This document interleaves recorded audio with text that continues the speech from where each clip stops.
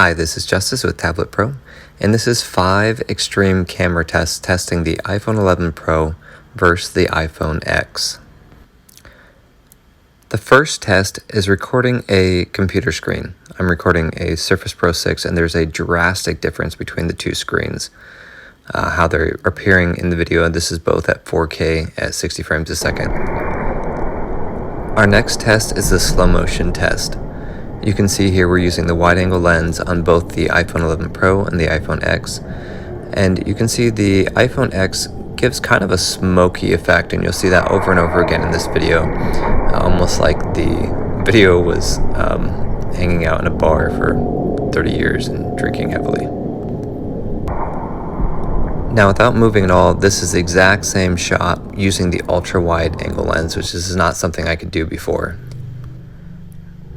My initial thought was that the well-lit slow motion was going to look almost exactly the same, and that's just not the case.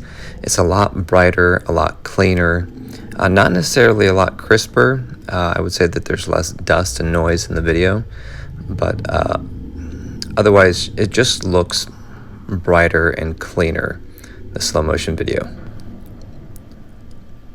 I've scaled some of the video so that you can see kind of the difference between the two cameras at the same time without it always being side by side. Here, this iPhone 11 Pro shot is the ultra wide, and the iPhone X is just the standard wide angle lens.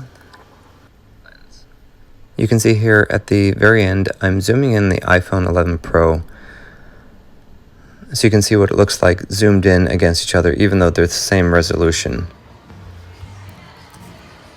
In these next couple shots, you're going to see the wide-angle lens set up against the ultra-wide, so you have an idea of what you're capturing with one camera and what you're missing.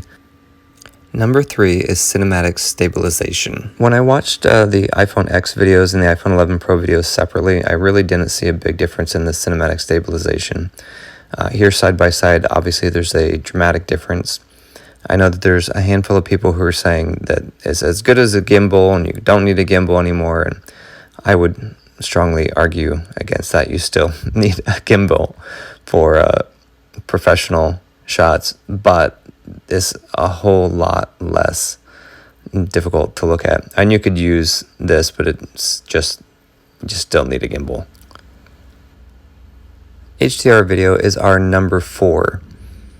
Shooting into the sun's always difficult, the subject's always silhouette, and there's an amazing amount of detail on the iPhone 11 Pro HDR video.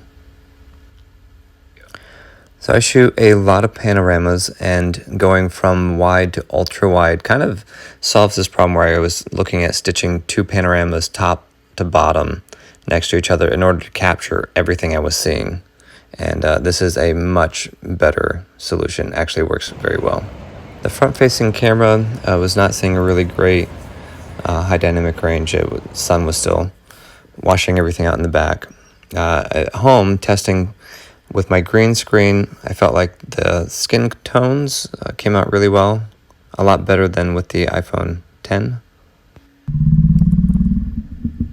Number 5 is the underwater test. Now, I was not looking forward to this test. I brought my iPhone X underwater a handful of times, and it usually causes problems with charging and with the speakers for a couple days to a week.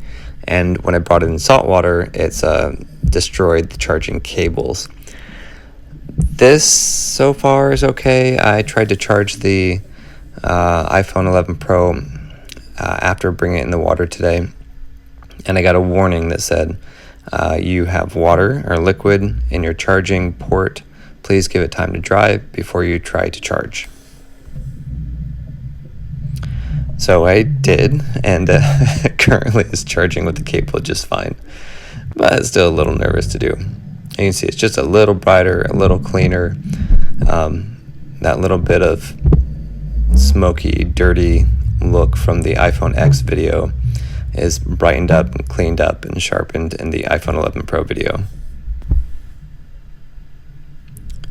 So far in my testing, really the main things I would say is the green screen test was not better. You can see right here on the right, my normally squatty child looks even more squatty, and then my daughter here, her face here on the left pulls out in kind of a fisheye facial distortion sort of a way, and then as soon as she pulls away from the edge, it goes back to its normal shape. And this sure is an effect of the lens, but should be noted that it is not completely distortion free. Last final thoughts. I'm very happy with the phone. I'm very happy with the cameras. I do wish that we had a portrait mode video, basically shallow depth of field video option in the iPhone 11 Pro. Maybe it is forthcoming. Anyway, thanks for watching the video. If you haven't subscribed, please subscribe, and I'll see you in the next one.